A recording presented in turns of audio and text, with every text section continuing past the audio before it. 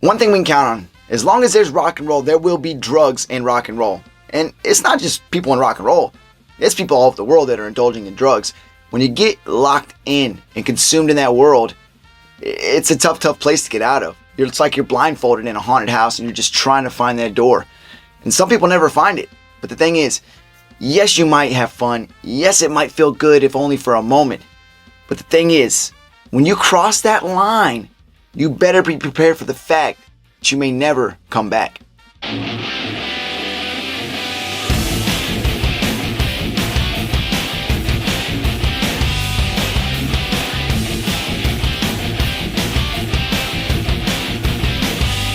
What's going on, everybody? Welcome back, music lovers, especially my rock music lovers. Today I want to talk about a man who no doubt had a very well paved out path to success, and he was already well on his way. And I'm talking about Bradley Nowell, the late lead singer of Sublime. This guy definitely he pushed all the right buttons in the music world. And I think just from the outside perspective looking in, he was pretty sharp, you know. No doubt he's human like the rest of us. We make bad decisions. But if you look at his body of work, this guy, I'm half tempted to say he was a genius. Bradley Nowell was born February 22nd, 1968, Belmont Shore, Long Beach, California. But let's kind of start with young Bradley. Knowing what we know now about his later future endeavors in music, with Sublime, and just in general. You know, when we're young, that is when things start to stick in our mind. We have no doubt how, you know, we're like a sponge when we're young. It's amazing. I watch my children, how much they absorb everything around them. And it's said by friends and family, his father took him to a trip to Jamaica when he was younger. And that's kind of where that exposure to reggae music and that sound came in. And obviously, that definitely planted a seed in young Bradley Nowell from that moment moving forward. Nowell was a Cali kid, surfing, skateboarding, beach bumming. That was his thing. It was in his blood. And I can tell you right now, I can absolutely relate to that. Though from Texas, South Texas, you know, I've lived all over this country. I feel like I never got to just absorb into one culture. That's why I don't have an accent. You don't really know where the hell I'm from. And California was one of those places that I tended to migrate to quite often over the years. You know, starting probably from the age of 18 up. You know, I was up for some reason. I ended up in California, so I know that life. I love the beach life. It's just a whole different way of growing up. That's how Bradley Nowell got to start out his young age, absorbing that life and culture, and it's just a very relaxed culture. I gotta wonder what the numbers are on this, but I guarantee they're very high. I mean, how many children grow up in a household where there's divorced parents, you live with one or the other, or you don't even live with either, you live with one of your grandparents, an aunt and uncle, and that's just not uncommon these days. Bradley Nowell was no different. At 10 years old, his parents were divorced. Originally, his mother was awarded custody of him, but apparently the way he was very hyperactive. They said he was very emotional, just a very needy kid, but very artistic.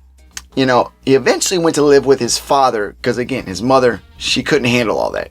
So Bradley Nowell's first band was at the age of 16.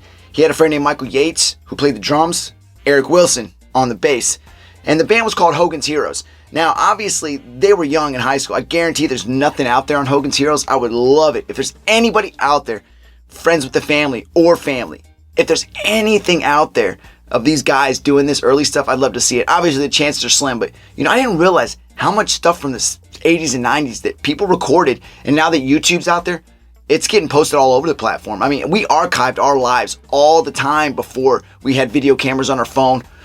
I think it's amazing, but anybody out there maybe had a RCA camera and was filming some Hogan Hero stuff, I'd like to see it or hear it. I know the chances are very slim, but anyway, let's move on. So Brad and Eric Wilson would stick together, and in 1988, adding Bud Gall to the mix, that was the formation of Sublime. Now, this is the part of the story that I absolutely love. These guys were no doubt grinding, playing backyard parties, playing local barbecues, playing small venues. Wherever they could get in to play, they were playing. And I gotta respect that. You know, I had friends that played in small bands growing up in high school. We'd go out and see them, these little hole-in-the-wall clubs. And that's all it ever ended up being. Had the passion been there and the drive, had they wanted to succeed, it would have been cool to see them go from that to something great. And these guys had the drive, had the passion, and they were going to continue doing that until they got to something great. You know, I firmly believe this.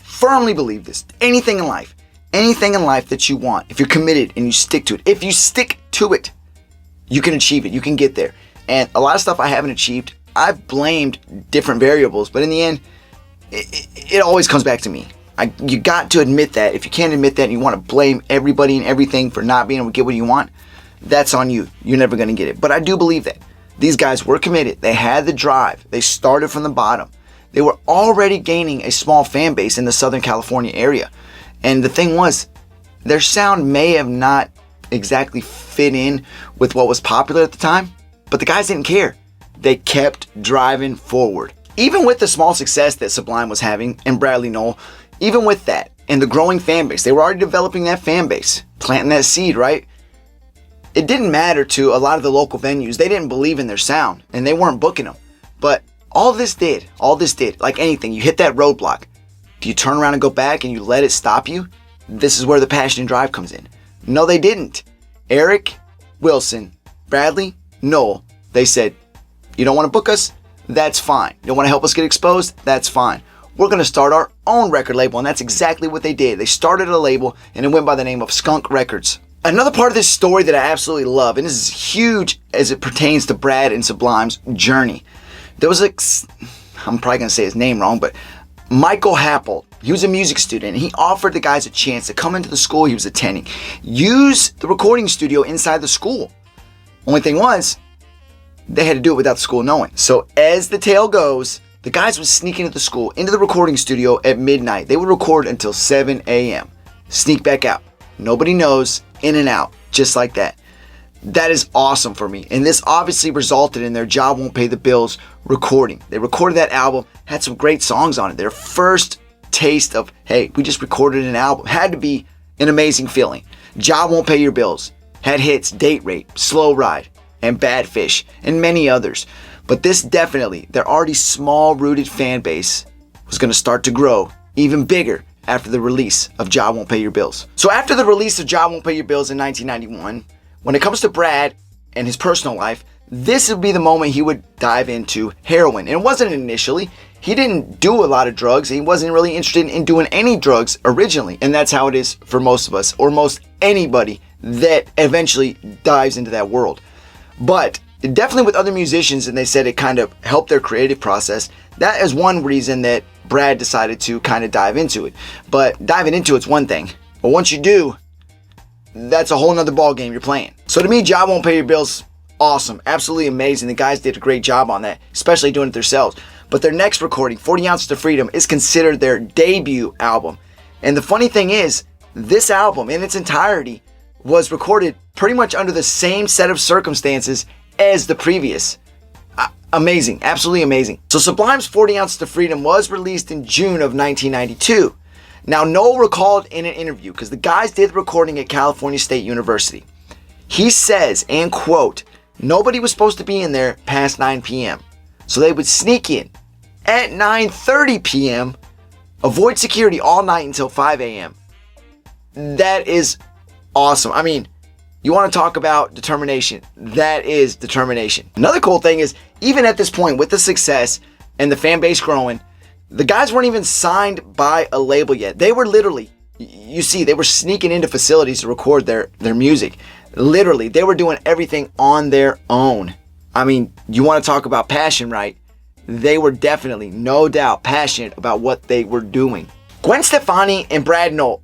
So Brad Nowell and Gwen Stefani from No Doubt were longtime friends, and they hooked up to record a song called Saw Red, which would be released on Sublime's next studio album, Robin the Hood, released 1994. You go back and listen to that song now, it's a little heartwarming, knowing how each individual journey would go for each person. We know where Gwen Stefani is now, and we know where Brad Nowell is now.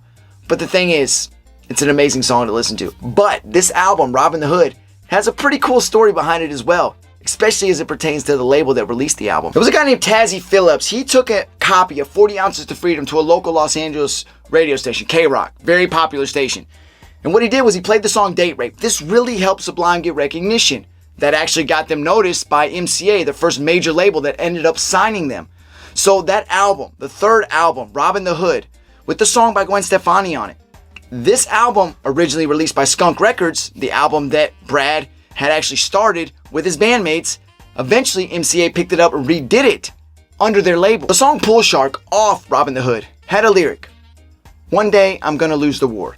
Looking back now, and a lot of people say this was Brad foreshadowing his death. Now, obviously, we all know we're going to die one day. We don't know when, how, but one thing we do know, when you're in your drug addiction, it makes it a lot more possible that it's going to come sooner rather than later. And with Brad, I mean, obviously there was lyrics. It's more of you're in that state of mind and you're in that place to where you know you're not where you should be, but you're going to move forward. You're hooked and you're going to stay on the drugs because you can't get off. At least you think you can't get off. So yes, those lyrics now looking back at them, you can say that. But at the time, I don't think that's what Brad meant. He just was basically saying it was very possible and likely if he continued on that road. Now I want to get into Sublime's self-titled album. Absolute classic. July of 1996, they released it. And I mean, this has, if you're a Sublime fan, you love all their music. This has all their hits. This drew people in that weren't Sublime fans before. I mean, you got What I Got, Wrong Way, Doing Time, Santeria. Classic songs. And absolutely, from some guys that just absolutely were determined to do it their way if nobody was going to help them. They got to the point where they forced it. They forced people's hand. They had to buy into this band and their sound and what they were doing because they were completely authentic. They weren't faking nothing.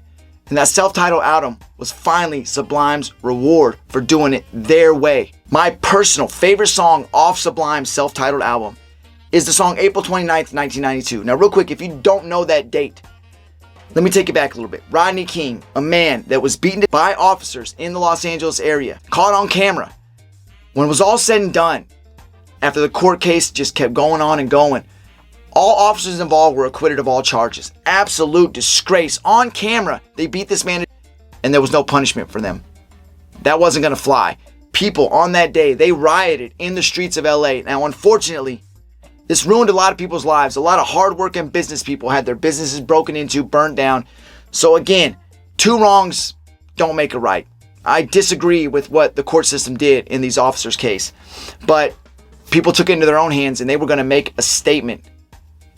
And for good or bad, mostly bad, they did. So pretty much in the song, Brad Nowell kind of recounts the day from his perspective, sitting at home watching these riots start, deciding to go out, get the things he couldn't afford. Even a lyric in the song where he talks about, where do you think he got the guitar you were hearing on the song? He went out and got it like everybody else was going out and pretty much just looting and taking whatever they pleased and wanted. Now, again, we won't dive too much more into that, but that was a huge day in American history and a lot of controversy. But Brad Nowell, a heroin addict, trying to make it in the music industry, doing it his way, which I give him a lot of credit for. He kept it real. He did what a lot of people did that day. They went out and took what they wanted. He did the same, and he talks about it in the song. Now, we know Brad suffered from heroin addiction. When he finally got married in May of 1996 to his girlfriend at the time, Troy Dendecker, they had a son, Jacob, and I have a son named Jacob. And I know what bringing a kid into this world means. I mean, especially if it opens your eyes. Some people it doesn't, and I'll never understand how they can just disregard something they brought into this world. It's the most amazing feeling in the world to look at your kid and know that that came from you.